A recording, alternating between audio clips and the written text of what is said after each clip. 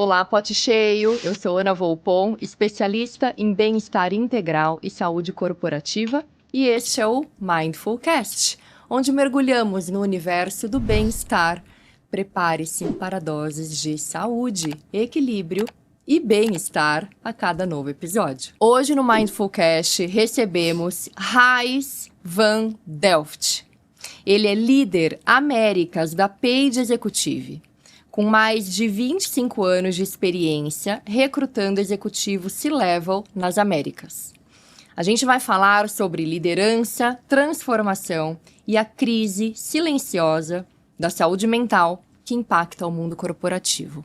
Seja muito bem-vindo, Gil para os brasileiros. Exatamente, mais fácil aí para todo mundo. Pois é, se eu for falar Gijs, muita gente não vai te reconhecer aqui. E eu sei que você é conhecido de muitos. Exato, uma boa marca, Gil. Né? Gil, seja muito bem-vindo, Gil. Obrigado pelo convite. Prazer ter você aqui, viu? Bom, quero contextualizar um pouquinho essa questão de saúde mental, que eu não sei se você sabe, mas a OMS, ela já, em 2015, ela falava que saúde mental seria o principal problema de afastamento em 2030. Gil, faltam 5 anos para 2030. A gente está em 2025. Não sei quando que você vai ouvir esse episódio, afinal de contas. Como você vê isso? A OMS acertou em cheio ou errou longe? Uma boa pergunta. Eu talvez não tenha a resposta clara, mas para mim, eu acredito que o mundo começou a mensurar mais a saúde mental das pessoas nos últimos, 10 anos, 15 anos talvez. Mas a mesma coisa acontecia provavelmente antes, de um estágio talvez diferente, porque hoje tem vários outros fatores que impactam o que temos que gerenciar no nosso dia a dia, mas grande parte, 70%, 80% sempre acontecia. Só que eu acho que o mundo não dava talvez a mesma atenção, né? E o custo para as empresas ou o impacto na vida das pessoas talvez fosse igual lá atrás. Então, eu acho que o tempo voa, mas que bom que eu acho que hoje tem a atenção necessária para esse tema. Sim, porque como a gente estava falando antes do podcast começar, né? O mundo mudou. O mundo de 10, 15 anos atrás não tinha Instagram, por exemplo. Né? O Instagram, se eu não me engano, ele começou em 2013. Eu não sei. 2011, acho que talvez, 2011. Acho que 13 a 15, por aí. Então, assim, mudou muito. Não tinha chat GPT, né? Não tinha o acesso à tecnologia que a gente tem hoje. E, engraçado, né? Porque quando eu era criança, uma das coisas que eu fui criada no interior de São Paulo, e o programa da noite era tomar a fresca da noite. Então a gente ficava na calçada com os meus pais, com outras crianças, com a comunidade ali, né, meus avós, e a gente ficava olhando para o céu, e eu sei então um pouquinho das constelações por conta dessa época, né, disso que a gente vai aprendendo de geração em geração. E a gente fez uma viagem bacana agora pelo Nordeste, a gente passou por 3 estados ali, Ceará, Piauí e Maranhão. E a gente chegou em vilarejos, a gente dirigiu o tempo inteiro, então a gente passou por vilarejos assim muito remotos mesmo. E à noite a gente via as pessoas na calçada daquele mesmo jeito que eu ficava, que aqui em São Paulo é impraticável, né? Sim. E me deu assim um saudosismo, mas ao mesmo tempo uma coisa mudou. E era clara, assim, aonde a gente passava. Era raro não ver as pessoas com o celular na mão. Sim. Então, elas estavam ali, mas não estavam, né? E como a gente vê isso, seja no mundo corporativo, cada um na sua posição, ali na sua mesa, na sua cadeira, mas também a pessoa não tá ali. Então, como é que fica isso? Bom ponto. Ontem à noite, minha esposa me mostrou não sei se você viu aquele do fotógrafo. Porto dos Fundos, que a pessoa fala com um amigo que encontra na rua, mas ele fala através do ChatGPT. Você já viu isso? Não vi, não. É a mesma coisa. E mesma coisa que hoje tem, na Europa, tem pessoas que dão treinamento para jovens como fazer uma ligação por telefone. Porque tem fobia de fazer uma ligação.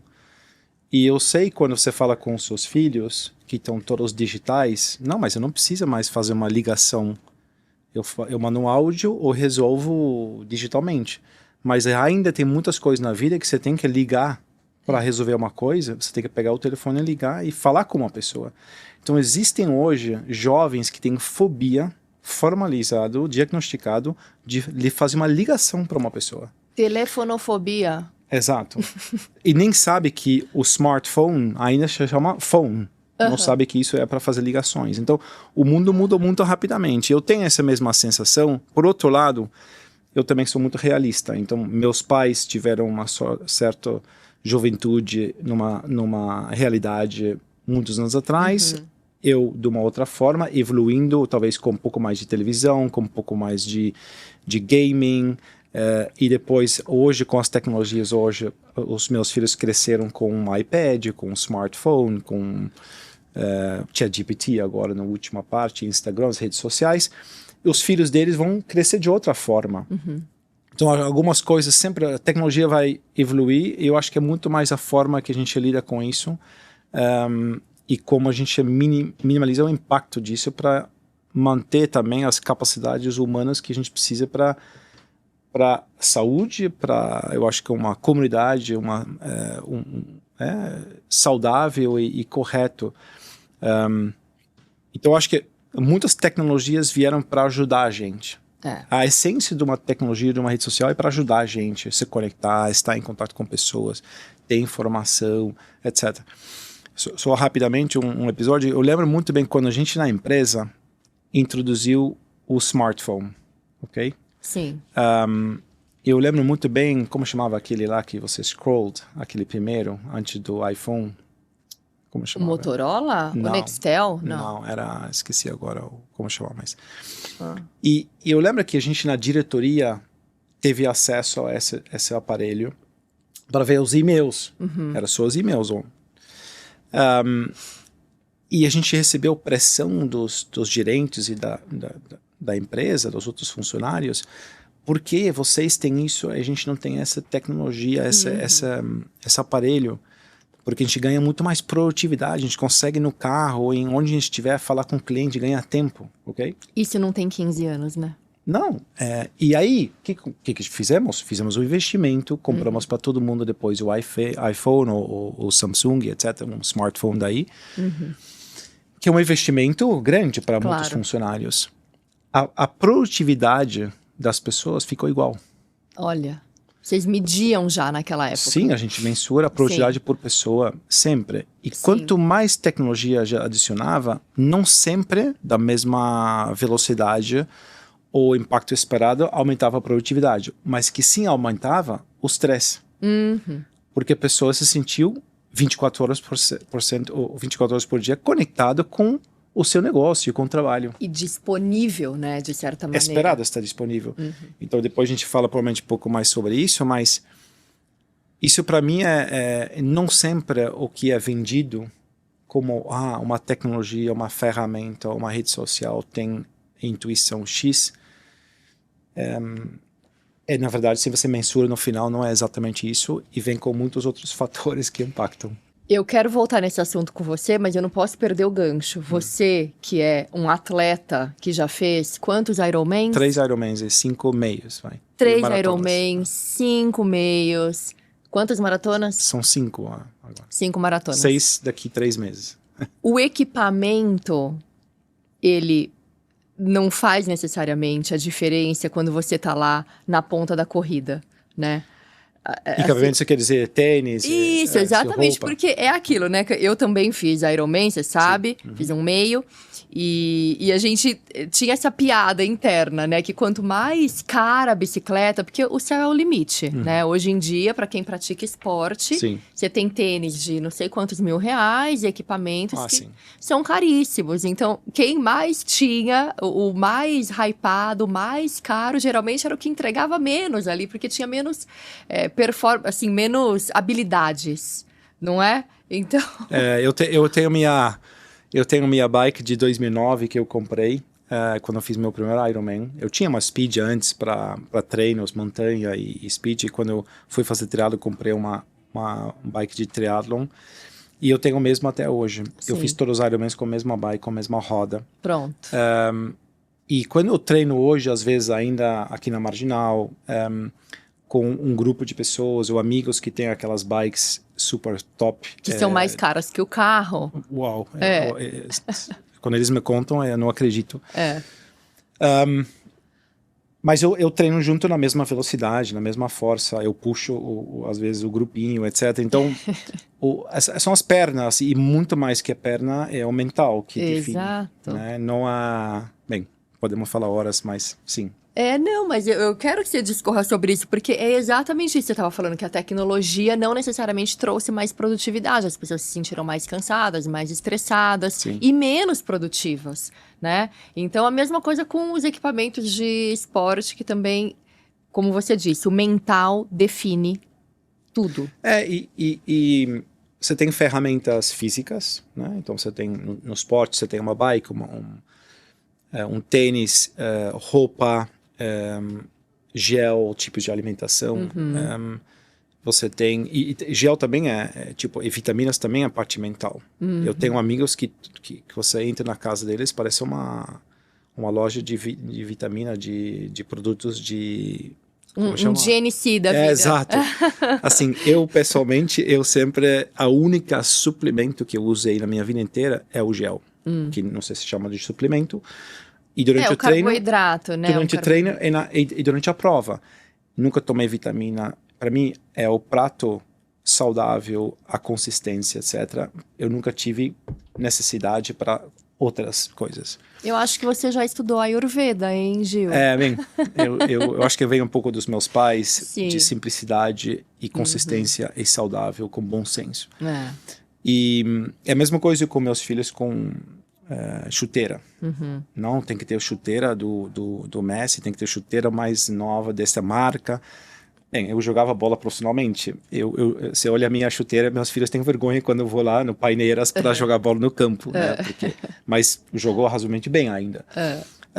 Mas fora dessas ferramentas, existe hoje uma outra coisa que gera estresse nas pessoas, que é a data.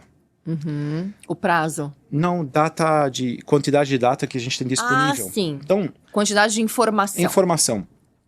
Tanto nos gadgets, smartphone, o relógio, o wristband, o anel, ou whatever, eu não uso essas coisas. Aqui eu uso puramente para medir velocidade da minha corrida, quanto que eu corri, porque eu tenho um treino por dia. That's it. Nem abatimento cardíaco eu mensuro, porque eu acredito que se eu estou me sentindo bem e o meu follow tá bom e minha recuperação tá boa, tá tudo bem. Mas data é uma coisa perigosa na minha visão, porque as pessoas começam a olhar tanta data e informação e com isso interpretam alguma certa realidade. Aí ainda põe no ChatGPT para ver como é que eles estão se sentindo, né? Na empresa, eu tenho a mesma coisa. Eu estou limitando quase para algumas pessoas para educar eles para não olhar tanta data todo dia. Porque para você ver como vai seu time na questão de liderança ou produtividade, é mais importante olhar no olho das pessoas quando chega e quando vão embora do que olhar tanta data. Né? É o olhar. Sim. Porque é um business humano. Né? Quando você traz isso, eu penso muito uma coisa que eu costumo falar muito para as pessoas é que muitas vezes, quando você tem tanta informação, a decisão você tarda em tomar, né? Quando você deixa passar a intuição. Então, a intuição é algo que, assim, é daquele momento. É quase uma inspiração. E a intuição é uma forma de inteligência. Sim. Só que por tanta informação, por tanta data, como você está trazendo, que a gente tem acesso, a gente deixa de confiar. E ainda tem o ChatGPT, a gente deixa de confiar na gente. Então, eu acho que esse é um excelente ponto, Ana. Me preocupa esse um pouco, tá? Na questão de liderança, para onde vai o mundo e como podemos preparar bem as pessoas, tanto nossos filhos, mas também os funcionários e o mundo corporativo. Porque o balanço entre intuição e data é o melhor, certo? Eu acho que eles têm que trabalhar junto o tempo inteiro. Sim, não dá para ir só no feeling, né? Porque aí você fica uma pessoa despreparada. Mas infelizmente, e eu acho que isso é muito bom um bom médico, ele sabe fazer isso muito bem há muito tempo. Então ele faz o diagnóstico, ele quer te ver. Ele quer te ver. Porque, sabe, o médico fala, Sim. eu quero te ver, vem aqui no consultório. Sim. Sim. Em vez de você falar que sintomas você tem por telefone. Eu acredito muito na telemedicina, eu acho que é uma excelente parte do funil. Mas o médico quer te ver, quer ver como você está, sintomas, expressão facial, e vai ver o exame também. Não só o exame, ele vai te ver. Então, eu acho que em business, no negócio, nas empresas, liderança, gestão de pessoas, eu em casa com minha família, café da manhã junto, jantar junto, sabe? Essas conexões gera o conhecimento das pessoas, como que as pessoas estão se sentindo, você sabe quem é quem, como está se sentindo, e com isso você toma as melhores decisões. Se eu olhar somente um spreadsheet, como está meu filho... O boletim. Só vou olhar o boletim. E quantas horas ele estuda, e quantas... Não, eu preciso ver ele no dia. Sim, sim. Não, você falou um ponto excelente que eu já tinha anotado aqui para te perguntar quando você falou de habilidades. E eu queria saber das habilidades dos filhos, né? Porque no fim, os filhos também são a nossa microempresa, né?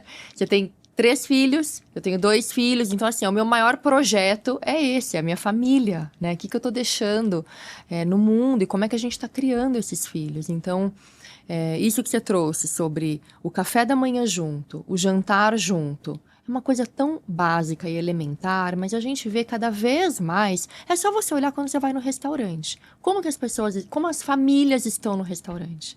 E os meus filhos estão tão ligados nisso, não que eles não façam, né? Porque também não estão aqui dando só exemplo bom, não. O meu teto é de vidro. Mas eles percebem, mamãe, olha aquela família, tá todo mundo no celular. Eles falam. E lá, quando eu estava te contando da viagem do Nordeste, eles começaram a perceber. Mamãe, daquela rodinha só tem uma pessoa que não tá no celular. 2, né? Porque tinha que uma conversar com a outra. Mas o resto, todo mundo. Então, eles começaram a perceber.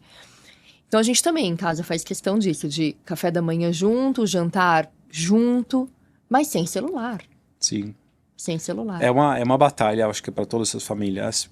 Não é perfeito também na minha casa, mas eu acho que na educação dos filhos, perfeccionismo é difícil alcançar, então acho que isso gera estresse e frustra. Então, acho que dar com consistência a mensagem e tentar ao máximo... Eu acredito que isso é a base de valores que você vai dar para eles como legado, para eles irem para sua fase de família depois, etc. Tipo, a mesma coisa quando eu assistia a televisão, na visão dos meus pais, eu assistia muita televisão em certas horas da minha vida quando eu era criança, eu batalhava com meus pais sobre isso, mas hoje eu entendo e é um valor que eu levo para minha família. Sim. Eu espero que eles vão fazer a mesma coisa. Sim, porque a gente vira, pelo menos eu sou a mãe chata. E tá tudo bem. Eu não me importo de ter esse papel, esse rótulo de ser a mãe chata, porque eu sou insistente mesmo, assim, de falar todos os dias, de falar às vezes em todas as refeições. Meu marido me pediu, ele falou, olha, amor, você pode falar, mas assim, não em todas as refeições.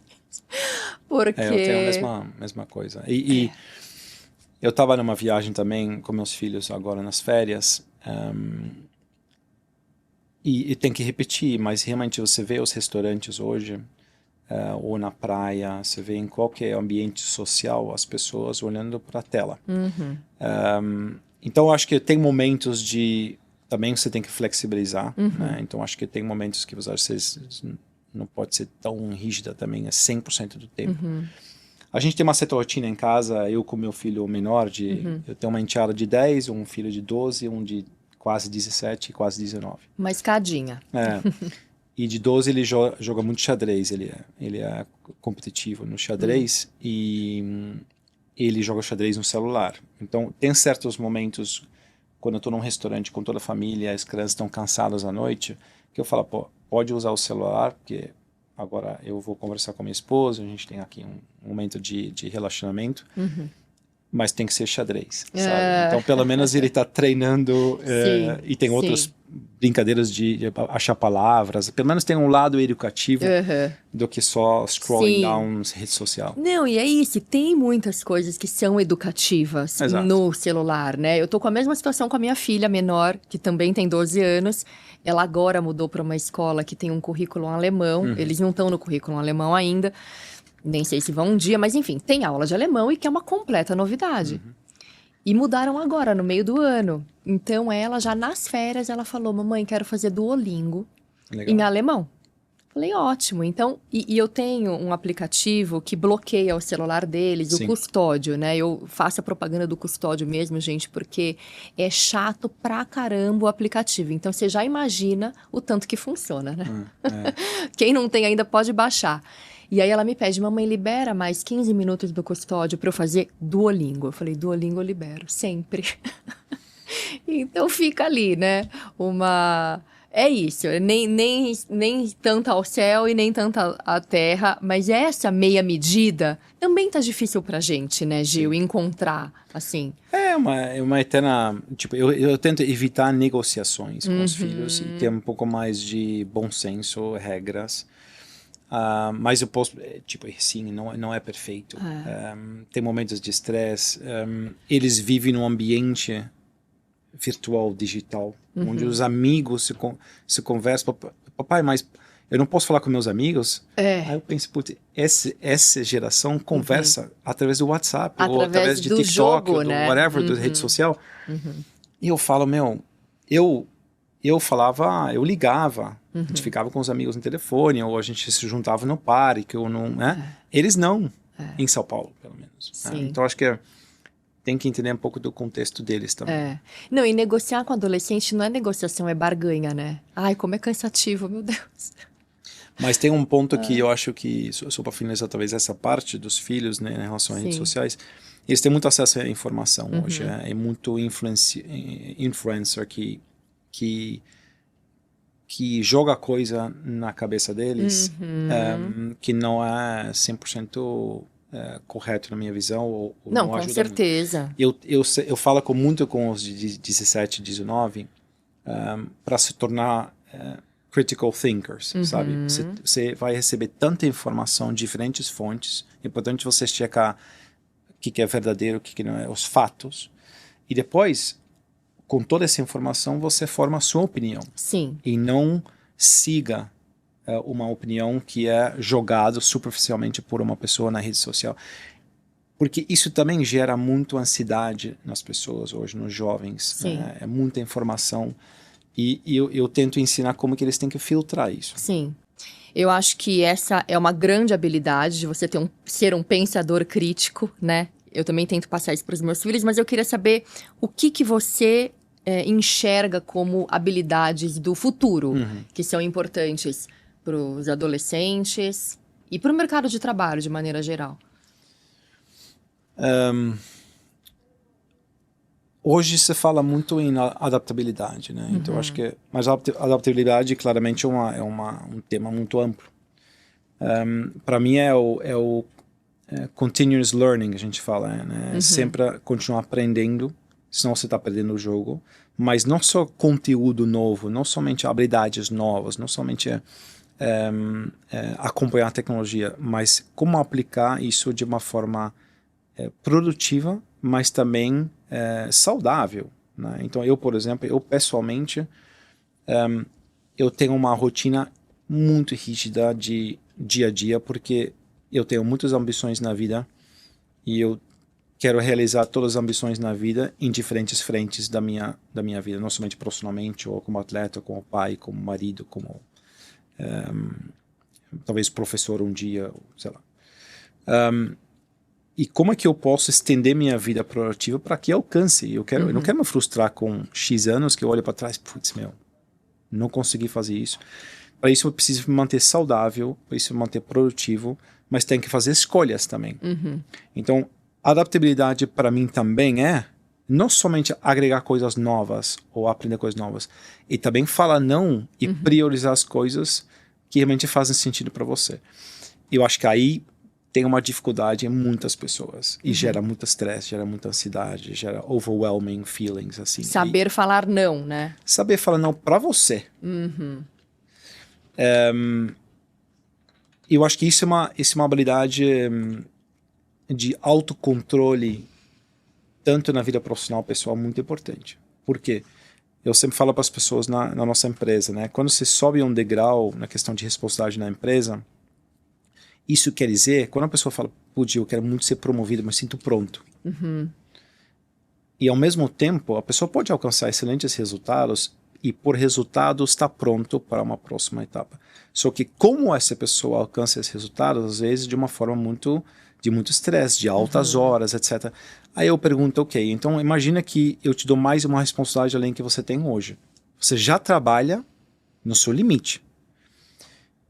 Você não vai, como você vai fazer isso? Onde você vai encaixar isso? Então, primeiro, ou você ganha eficiência e dentro do seu role hoje, seu papel hoje, para você ganhar tempo para acumular mais uma responsabilidade, ou você tem que deixar de fazer uma coisa para encaixar outra coisa. As pessoas normalmente vão acumulando. Então essa priorização, fala não, dentro da adaptabilidade, que se sempre fala muito positivo para aprender, acompanhar, sempre continuar aprendendo coisas novas, eu acho que é muito importante. Senão, eu acho que o nosso cérebro e nosso corpo não consegue alcançar isso. Né? Então, eu acho que isso é um ponto super, super importante. Para os filhos, a gente falou aqui um pouquinho sobre como se tornar um pensador crítico, uma pessoa que consegue absorver muitas informações e organizar de forma rápida e priorizar para que você vai aplicar essa informação. Eu acho que é muito importante. Hoje, eu sinto minha função também. Eu era responsável para o Brasil, depois eu virei responsável por uma parte da América Latina, agora para as Américas, talvez futuramente para outras, globalmente para uma outra função dentro da empresa. E eu sou uma pessoa só. Então, você pensa assim, eu trabalhava full-time numa universidade Brasil, eu trabalhava full-time numa universidade da América Latina, depois global, mas eu tenho as mesmas 24 horas. E ainda é maratonista. E ainda filhos, e ainda esposa, e amigos, e tenho meus outros, eu tenho que dormir, outros papéis, outros papéis e eu gosto disso, eu quero manter. Sim. Para isso, você tem que estar pronto para essas próximas etapas. Eu acho que muita gente não está pronto, não tem a organização, disciplina, mas a ambição chama eles para subir um degrau na empresa, ou tipo, decidir ter mais um filho enquanto a vida ainda está difícil para equilibrar. Eu acho que equivoca, como chama isso em palavra em português? Equivocação, sabe? Você vai além do que você deve fazer. E eu acho que as empresas, como líderes, têm que tomar cuidado, você tem que administrar a evolução das pessoas no seu time e não ir rápido demais, porque eu acho que alguém vai pagar o preço lá na frente. E essa alguém é uma pessoa que tem uma família, que tem uma saúde, saúde mental, físico, mas também a empresa perde. Então, administrar isso, eu acho que a habilidade dos líderes é muito importante, junto com recursos humanos, com a área de desenvolvimento de pessoas, etc. Eu acho que isso é super relevante. De tudo que você me falou aqui, que eu anotei vários pontos, eu queria saber se você concorda, porque eu acho que tudo fecha num termo que é muito conhecido hoje, cunhado pela Carol Dweck, mentalidade de crescimento. Porque quando você tem uma mentalidade de crescimento, você é um lifelong learner, porque você está pronto para isso, né? Você quer aprender, você não vê um obstáculo como um obstáculo, você vê um obstáculo como uma oportunidade, né? Sim. E você entende que a vida não é o objetivo final que conta, é a jornada. Então, tudo isso você vai se adaptando, você vai galgando novas posições, entende que vão acontecer aí muitos percalços, mas se você tem a mentalidade... Então, é isso, assim. É a saúde mental, de novo, que a gente volta, né? Porque se você tem uma mentalidade fixa, aí você quebra com uma exigência extra do chefe, ou do par, ou do parceiro em casa. Pronto, quebra, né? Mas porque a pessoa... concordo, o growth mindset, eu acho que eu sou muito... adoro ler sobre isso, estudar sobre isso e aplico muito. Ontem estava ouvindo um podcast no carro, eu uso meu meu caminho de casa à empresa é sempre Com um podcast de diversas. Então, e falando sobre growth mindset, que eu acho muito legal, o ponto é que você comentou agora, a maturidade da pessoa naquele momento é crucial. Então, onde eu, por exemplo, em diversos momentos tive estresse ou tive, talvez, eu fui além do que eu deveria ter ido, eu fui por falta de maturidade. E às vezes por falta de ter uma pessoa próxima que fala stop. Então você tem que... Eu sou uma pessoa que eu preciso do gatekeeper, eu preciso de alguém que fala às vezes, e hoje a minha esposa faz muito bem isso, mas eu já tive chefes que eram excelentes coaches e que me ajudavam muito a equilibrar isso, mas também me colocar no lugar, assim.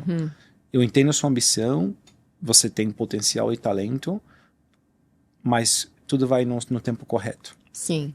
E aí vem a parte de confiança nessa pessoa para você falar, putz, eu vou seguir esse conselho. Sim. Então, as pessoas que têm bons coaches em volta, seja no lado familiar, amigos ou profissional, eles têm esse guia, eles têm esse roadmap, que ajuda muito. Tem pessoas que, infelizmente, não têm e que têm esse risco, eu acho que de errar. Sem dúvida. Tem que ter um pouco de sorte também. E também convidar pessoas ao seu redor que podem te ajudar a isso. Acho que isso... Eu faço isso sempre. Eu tenho várias pessoas do mercado, amigos, dentro da empresa também, que para mim são cruciais como coach. Sim. Nada formal, não tem um problema de coaching com eles. Sim. Mas eles me ajudam dentro do meu momento, com a maturidade que eu tenho, etc. Sim, é muito legal, muito bom. Formar uma rede de apoio, de certa maneira, né? Uma rede de apoio para um crescimento sustentado. Eu achei muito legal isso. Que bom, muito legal. Bom, então, falando aí um pouco de... A gente já passou por criação de filhos, saúde mental. Eu queria entender, realmente, você tem aí vários papéis. Como é que você consegue dar conta de tudo? Bem, uma pergunta que eu recebo muito, não sei quanto tempo a gente tem, mas dei uma palestra recentemente no Sul, num grande evento de gestão, e a pessoa que é o dono desse evento, ele me convidou, ele me conhece há 15 anos, e eu sempre falava lá de conteúdo, mercado de trabalho, futuro do trabalho, liderança, né? E ele falou assim, eu quero que você fale de você, me conta a sua história. E não temos tempo para isso agora, mas eu acho que a minha essência, eu cresci na Holanda num ambiente familiar bastante equilibrado. Meus pais são mais do lado de saúde, psicologia, psicanálise, etc. Então eu tenho esse lado da saúde pública. Eles trabalhavam na saúde pública. Nada de são psicólogos ou não? Minha mãe fez psicologia, mas teve que largar por nascimento do meu irmão. Tá. E meu pai, psicanalista, bem, faz isso, ele está aposentado hoje, mas eu tive esse lado de equilíbrio e da parte mental desde os jantares em casa. Não, sem meus dúvida, pais, uma né? família terapeutizada. Exato. É muito bom isso, Mas, é uma baita vantagem, viu, Gil? Mas não era de forma clara. Ou estruturada, sim. Era porque era inerente, né? Aquela cultura, Exato. aquela formação. Aí, muito rapidamente, com 15 anos eu saí de casa. Eu fui jogar bola na PSV, profissionalmente. Então, saí de casa com 15 anos. Então, tive que ter muita independência, muita autonomia, muita responsabilidade jovem. E eu tive que organizar minha agenda com 1 ou 2 treinos por dia, com high school, com a escola normal, e um percurso de andar pela bicicleta, com a bicicleta, e os treinos e a escola. Então eu estava o dia inteiro numa logística complexa, com 15, 16 anos já. Sim. Isso me gerou uma necessidade para ser produtivo, para ser... Eficiente. Eficiente. Usar o tempo e a energia de forma... super eficiente, ter tempo para recuperação, porque tinha meus colegas de escola que não tinha essa carga de esporte, de logística, etc. Então eu queria fazer tudo isso. Então desde pequeno eu pensei, putz, eu tenho 24 horas por dia, todo mundo tem isso, como é que eu posso me tornar competitiva com uma vantagem competitiva porque eu tenho uma ambição maior, talvez com outras pessoas em várias coisas da vida. Até hoje é assim. Então, para eu conseguir fazer tudo que eu faço, eu tenho uma rotina, eu tenho uma disciplina, talvez, para falar não para várias coisas, para alcançar outras. E não é, eu não vou nessa festa porque eu não quero beber porque amanhã eu tenho um treino. Não, eu vou na festa, mas talvez eu bebo menos ou não bebo porque amanhã eu tenho um treino. Mas não é esse tipo de disciplina, é muito mais a rotina. Eu acredito muito em rotinas. Sim. Então, eu tenho o mesmo café da manhã todo dia, eu acordo no mesmo horário, eu tenho a mesma sequência das coisas. Eu tenho uma filosofia sobre o celular. Então, eu morava no prédio, nos Jardins, durante 15 anos. Hoje eu moro numa casa no Alto de Pinheiros, mas quando eu chegava de carro, ainda fazia um call no carro para terminar a noite, chegava no carro na garagem, eu terminava o call na garagem, porque a partir que eu entrava no elevador, eu não era mais o executivo da empresa, eu era o pai e marido. Então, eu tenho essas fases que eu não quero, e pode ser qualquer pessoa que me ligue, eu não atendo o telefone quando eu estou lá fazendo uma coisa com meus filhos, ou quando eu estou na mesa, ou talvez quando eles durmam, e aí depois eu quero fazer mais um double check de meia hora sobre a agenda amanhã, etc. Ok. Mas eu consigo limitar muito bem esses espaços, esses horários, que me torna produtivo, menos estresse, eu tenho descanso, eu tenho tempo para tudo. E menos culpado também, né? Zero culpa. Bem, eu sou um pouco mais frio nessa parte. Mas eu acho que esse falar não, essa disciplina, eu acho que hoje o pessoal dá muito pouca atenção a isso. Você fala muito de mental wellness, de estresse, de produtividade, mas tudo começa com isso, de falar não e priorizar. Não dá para fazer tudo. Então, eu cada 2 anos eu faço mais ou menos um mapa do que eu quero fazer naqueles 2 anos na minha vida. E eu tento priorizar e executar. Então, tem uma teoria, tem um planejamento, mas a execução com disciplina depois e consistência faz resultado. E não altos sonhos sem planejamento, mas principalmente a execução com disciplina e rotina. Sim. Tem uma frase no livro que depois eu vou te falar. Eu acho que nesse livro, ou talvez seja outra, mas que eu aplico para minha vida. Que a execução é a parte crítica entre planejamento e resultado. Sim. E muitas pessoas pensam no resultado na vida, ou ambição, e fazem um planejamento, onde falha na execução. Sim. Porque apagam incêndio, ao invés de terem consistência na rotina e na disciplina, ficam apagando incêndio e colocando coisas que não mexem ponteiro na frente daquilo que realmente vai mexer ponteiro. Né? E essa parte que eu falei do livro, assim, a gestão do tempo, todo mundo tem 24 horas. E hoje se fala muito mais já, mas esse livro eu li muito tempo atrás, quando eu comecei a ter filhos, e eu comecei a crescer na empresa, a ter filhos, fazer o Ironmans. Então, eu fui provocado, desde aquela época, quando eu andava de bicicleta para o treino, de bicicleta para a escola, de bicicleta de volta para casa, fazendo meu homework, etc., a gestão da energia. Se todo mundo tem 24 horas, como é que eu vou me tornar competitivo com minhas ambições se é fixo 24 horas? Onde que eu tenho controle é a gestão da energia. Então, eu faço isso todo dia.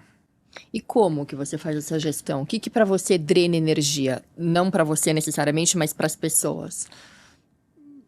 Assim, primeiro para mim, não é que drena energia. Eu tento garantir que eu tenho momentos durante o dia. Eu tenho 10 e meia, 11 horas da manhã. Entre 10 e 11, eu tenho 15 a 20 minutos. Eu saio da minha mesa. Eu saio às vezes vou andando, às vezes vou tomar um café embaixo, vou dar uma volta. Eu tento relaxar. Faça algo que não tenha a ver com meu negócio. De 15 a 20 minutos você fica fora. Você sabe que isso é comprovadamente, cientificamente comprovado, que faz muito bem. Porque você tá ali já há 2 horas trabalhando, provavelmente. 3, 2, 3 horas. Você tem uma pausa. Isso é fundamental, Gil. Então, eu faço a mesma coisa à tarde, 4 e meio, tá? Então eu tenho esses 2 momentos de 15 a 20 minutos. Liga para minha mãe na Holanda, eu ligo para minha esposa, eu leio às vezes uma notícia que não tem nada a ver com isso, ou eu, sei lá, eu escuto uma parte do podcast, whatever. E eu tenho esse momento na hora do almoço também. Quando eu tenho meus treinos na hora do almoço, eu tenho sorte que eu tenho uma academia no meu prédio, em 5 minutos eu estou na minha mesa, eu estou na esteira. Uma coisa que você deve ver muito também na academia, que pessoas vão com o celular para a academia. Sim. Assim, o treino é ineficiente e você não descansa. Eu vejo pessoas fazendo ligações. E ainda atrapalha as outras pessoas, né? Que é uma falta de educação que eu vou te dizer. Eu não entendo. Se eu posso dar uma dica, larga isso no armário e no locker, no vestiário, e vai sim. Mas...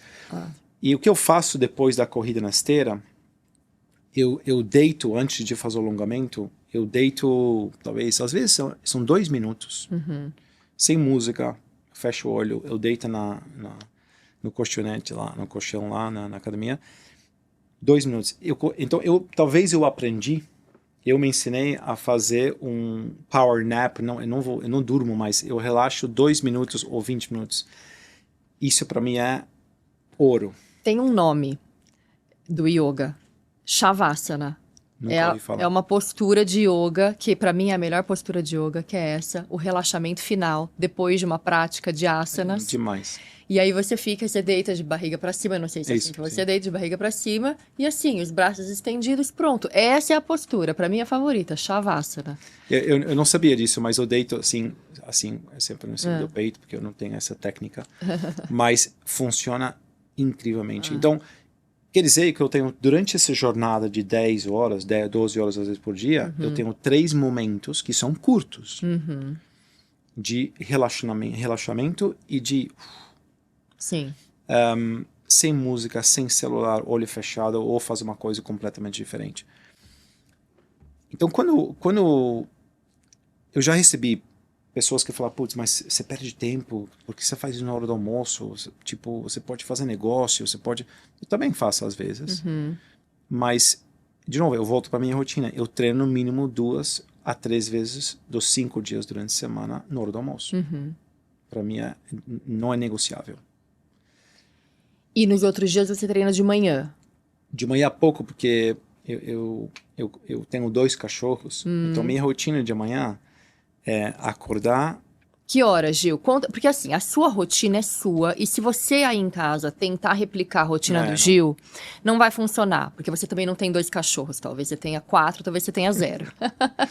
Se quiser fazer a minha rotina, também provavelmente não vai funcionar. Por isso que aqui no meu livro, Autenticidade, o Melhor Tempero da Vida, aparecendo no seu vídeo, tem lá um checklist de rotina, que é sugerido pelo Ayurveda. Então, tem ali uma série de itens que você pode dar ou não check. Mas, assim, cada um tem a sua rotina. Mas eu adoro saber da rotina dos outros. Eu falo a mesma coisa quando eu falo nessas palestras, às vezes, de Ironman, maratona. Tipo, não precisa ser atleta ou fazer atividade física, não precisa fazer maratona ou Ironman, ok? Não é para todo mundo e não sempre é tão saudável também, né? Sim. Então tem que cuidar muito da recuperação e da preparação. Então quando eu vou na esteira, por exemplo, e tem uma pessoa que está andando ao meu lado, mas está fazendo esforço para mudar seu hábito, eu fico feliz, eu às vezes dou parabéns, eu acabo de sair de um treino de 8 tiros de 1 quilômetro, mas é o mesmo esforço para essa pessoa. E é muito importante. Então, minha rotina normalmente é acordar umas 5 da manhã. Eu não acordo com o despertador normalmente, talvez 10% do tempo, mas o resto naturalmente. Durmo muito bem. Eu tenho 2 cachorros, então o meu tempo de limpar os cachorros, dar comida, aí depois eu preparo o café da manhã, com o meu famoso suquinho de laranja, com limão fresquinho, pouquinho, porque eu sei que tem açúcar, mas também tem a vitamina C, etc. O pessoal brinca assim, Gil, você nunca tá doente, etc. Eu sempre falo, o segredo do suco de laranja todo dia de manhã, que meu pai fazia para mim, nunca tem febre, nunca tá doente. Anyway. E aí depois meus filhos vêm descendo, a gente toma café da manhã, eles vão para a escola, e depois eu vou para a empresa. No carro, é quase sempre ou eu escuto um podcast, eu faço no farol, que não é o ideal. Quando eu consigo fazer, eu faço já anotação de algumas coisas que eu escuto para aprender. Então eu tenho o meu e-mail já, quando eu chego na empresa, podcast X, essas são as aprendizagens. Eu preciso escrever para decorar, Pra então gravar. eu faço isso. Chega na empresa, muitas vezes o Valor Econômico, um outro jornal que eu preciso saber o que está passando no dia a dia. E aí eu tenho essa jornada de trabalho, com os momentos de descanso, treino. À noite, no carro de volta, podcast ou uma ligação. Ou, quando eu realmente estou muito cansado, eu ponho música e eu relaxo 20 a 40 minutos para casa, dependendo do trânsito. Então depende também, eu escolho descansar. Termino às vezes na garagem, sim, ou call para... Quando eu entro na porta da casa, eu sou pai de família e marido, para curtir esse momento de jantar e saber como foi o dia, às vezes ajudar com um pouco o homework, etc. Ou jogar um xadrez com meu filho que acaba comigo muito rapidamente. E aí eu tento depois ter mais um tempinho para mim. Às vezes tem uma ligação com a Ásia, alguma coisa assim, então eu tento encaixar também as ligações, que às vezes às 8 da noite, que para eles é 7 ou 8 da manhã, faz parte de certas vidas de executivos e de empresários, mas dá para encaixar tranquilamente se você escolhe esses momentos. E para acordar às 5, você vai dormir que horas, idealmente? Eu raramente durmo depois das 10h30. Ótimo. Eu preciso do 6 a 8 horas de sono, depende da atividade física que eu fiz no noite anterior.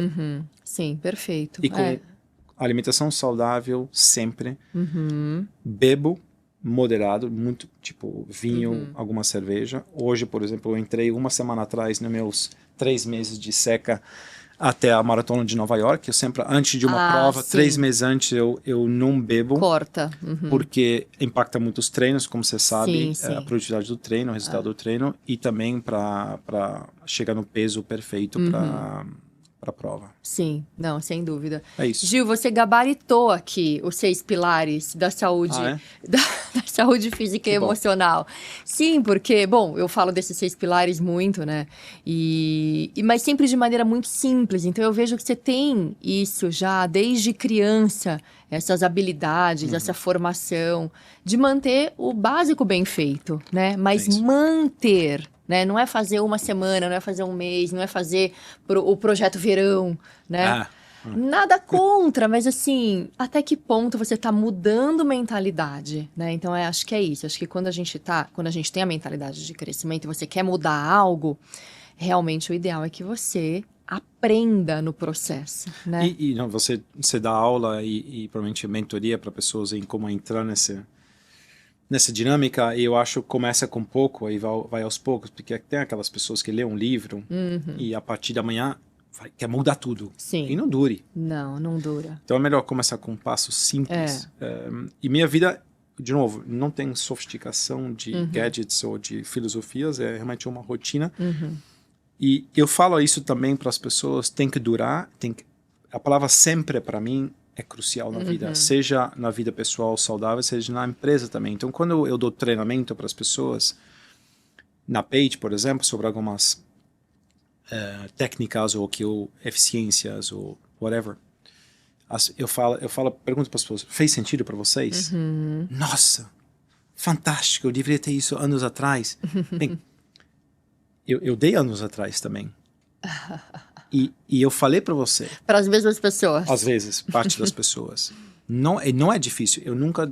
Eu não sou de complexidade. É algo simples que você faz sempre. Esse é o ponto. Põe na rotina sempre. Então as pessoas falam, pô, mas Gil, como é que você faz isso também além das suas responsabilidades? Parte do dia eu tenho uma responsabilidade isso. Parte do dia... Então da vida pessoal, eu tenho na empresa a mesma coisa. Todo dia eu tenho uma rotina de retomar contato com meus contatos 6 meses atrás, 1 ano atrás, para rodar isso. Eu tenho uma parte de me conectar com pessoas novas, e tenho uma parte com pessoas internas, com outro país. Eu tento variar. E se você faz isso é diversão, é conhecimento, aprendizagem, e eu espero que é um bom exemplo para as pessoas. Sim, não, sem dúvida. E para conseguir, então, manter essa rotina, você tem que colocar na agenda. E cumprir a agenda. Sim. Né? Porque às vezes eu coloco alguma coisa na agenda e depois eu não olho a agenda. E eu sei que isso acontece com muita gente. Eu tenho isso também. Eu tenho meu famoso checklist na mesa. Às vezes eu mostro para as pessoas quando estou num Teams call para mostrar, olha meu check, eu também tenho. Tenho 20 anos de Eu tenho de lá um empresa. to-do list, eu isso. escrevo. Eu To-do list. Eu tenho. Mas eu também, e eu priorizo para garantir até o final do dia que as mais importantes são feitas, mas por algum acontecimento pode ser que eu não termino. Mas as mais importantes foram. Sim. As outras menos importantes, eu levo para o dia seguinte. It's okay. Eu acho que as pessoas que ficam com um to-do list assim, focado e estressada por o que tem que fazer e às vezes faz o check the box, mas não com a qualidade ou com o cuidado de comunicação que precisa. E aí não adianta também. Sim. E você começa pelas mais difíceis? Sim. Ou pelas mais fáceis? Eu começo com os mais importantes e mais urgentes.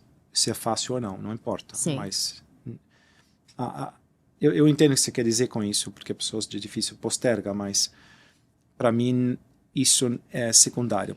É o que é urgente e importante primeiro. Se é fácil ou não deveria importar tanto. Sim, sim. E geralmente você faz o que é mais urgente e importante pela manhã? Você se sente mais produtivo pela manhã? Eu me sinto muito produtivo pela manhã e diferente de muitas pessoas depois do almoço. É diferente mesmo. Das 2 às 4 eu sou uma máquina. Talvez principalmente nos dias que você treina na hora do almoço. Exato. Porque Dá daí você aquele tá com a endorfina carregada. Sim, mas não sei, eu não tenho muito esses picos e baixos assim durante o dia. Eu sou bastante flat em questão de energia. Então,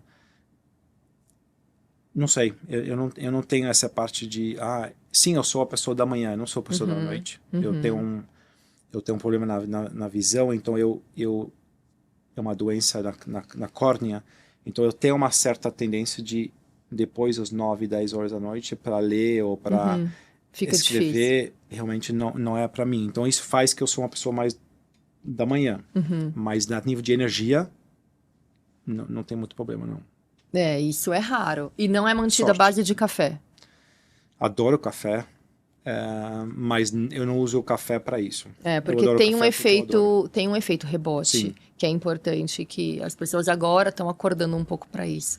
Que café... E também o café, eu mesma, eu reduzi muito, porque pode mexer na questão sim. psicológica que deixa algumas pessoas ansiosas. Eu tive um episódio, bastante tempo atrás, eu acho que umas 7, 8 anos atrás, que eu estava no final do ano, percebendo que eu estava em certas reuniões, eu estava tão acelerado, eu não conseguia focar. Não sei se eu estava agitado ou não, mas eu não conseguia focar. Realmente eu achava que era pelo estresse de final do ano, tipo, acumulando muita coisa, cansaço. Sim. Até que o momento que eu falei, eu acho que é o café. Porque eu gosto muito de café bom, tá? Então, eu curto. E como que você sabe, eu tô em muitas conversas, como headhunter, como líder, você vai em muitas reuniões. Claro, o café vira um social, vira um quebra-gelo, né? E quando você gosta... né? Pois é. Prato e aí, cheio. eu tive no final do ano uma viagem para Londres, e eu falei, vou usar essa viagem para Londres para fazer uma semana zero café. Chá, mas não, chá verde, não chá com cafeína. Mais natural, e claramente tem aquele efeito de dor de cabeça, etc, nos primeiros dias, mas realmente era isso. Você percebeu? Foi too much, eu aprendi. Tá vendo? Eu também aprendi. Também em situações assim, eu quando, enfim, pedi demissão, saí do mercado corporativo, fui fazer os outros cursos e um deles foi artes plásticas. E a gente precisa, né, tá um ambiente ali tranquilo e tudo. E aí um dia minha professora falou, Ana, você tá muito agitada. E aí eu já tinha parado de tomar café, mas justo naquele dia eu tava ali com as amigas numa padaria e tal. Falei, nossa, o café realmente... Então, é uma droga, né, na verdade, porque eu tomo antes da corrida, às vezes, e ajuda. Então é uma droga. Né? E tem no nosso gel que a gente usa durante a corrida, tem cafeína também. Mas eu acho que a ansiedade em muitas pessoas também deve ajudar, deve provocar um pouco de ansiedade, né? Então acho que se você tem uma pessoa que posterga coisas difíceis para fazer, toma café, não tem uma vida saudável, bem, eu acho que o risco é grande. É uma bomba. É uma bomba. Né? Pode ser bem prejudicial. Gil, a gente está chegando no final do episódio. Olha lá o nosso cronômetro marcando. Sim. Eu queria que você comentasse sobre aquele livro que você falou comigo antes da gente começar a gravar. Legal. Eu acabei não pegando o nome e eu quero que o pessoal tenha. E não tem tradução em português, então isso complica um pouco. Tudo bem. E pessoas que trabalham comigo ou que trabalharam comigo, às vezes falam, pô, você não vai falar desse livro de novo, né? Mas eu vou. Porque foi muito marcante para mim e nunca tive um livro que marcou tanto, que impactou tanto a vida pessoal, profissional, e me ajuda muito. Eu leio de novo muitas vezes, porque depois de cada, como chama? Parte do livro, você tem capítulo, você tem um resumo de algumas frases que são os keywords. Qual é o nome? The Power of Full Engagement. The Power of Full Engagement. Então, isso quer dizer que ele fala muito de, não é a gestão de tempo, mas a gestão de energia, e a recuperação é muito importante para você sempre elevar o seu nível de produtividade e alta performance. As pessoas que escreveram isso são pessoas que têm, nos Estados Unidos, uma consultoria onde eles ajudam executivos, empresários e atletas a ter o pico de performance e da energia no momento mais importante do dia ou do ano. Então, quer dizer, um tenista profissional tem tantos torneios, mas você tem 4 ou 5 Grand Slams no ano. Como é que ele garante que naquelas 2 semanas do Grand Slam a concentração, pico de performance é o mais importante do que os torneios antes ou depois? Sim. Para nós, executivos ou pessoas normais que não são atletas profissionais, sim, ele ajuda muito em equilibrar essa energia e o momento de recuperação, onde encaixar e como fazer. Basicamente, o que eu te contei agora nos últimos 50 minutos, várias coisas têm a ver com esse formato. Ai, que bacana. Porque você falou das horas de sono, que são prioridade, e você falou de 3 pausas, fora o almoço, né? Mais 2 pausas estratégicas que estão na sua agenda. A sua equipe inteira sabe, a sua secretária sabe, a sua família sabe, sua mãe, de repente, lá na Holanda, é aquele horário que ela está esperando a ligação. Ela espera sempre que eu ligo mais, mas... E esse livro, só um segundo aqui, ele fala de capacidade elástica, de capacidade física, capacidade mental, capacidade espiritual, capacidade emocional, talvez. São essas. Que você pode treinar a elasticidade dessa capacidade. E não só o físico, que você vai para musculação, você aumenta 5% do seu treino, você tem recuperação, o músculo cresce. É o mental, é incrível. Sim. Então, lê o livro da Ana, lê esse livro, e aí eu acho que você tem as ferramentas para a vida.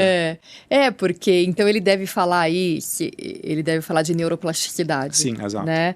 Porque é o que eu falo muito para as pessoas, que você pode não ser capaz de algo ainda, mas se você se propõe, se você dá tempo ao tempo, porque não é, hoje em dia eu vejo jovens, eles querem ser CEOs amanhã, né, já, de preferência antes do meio-dia.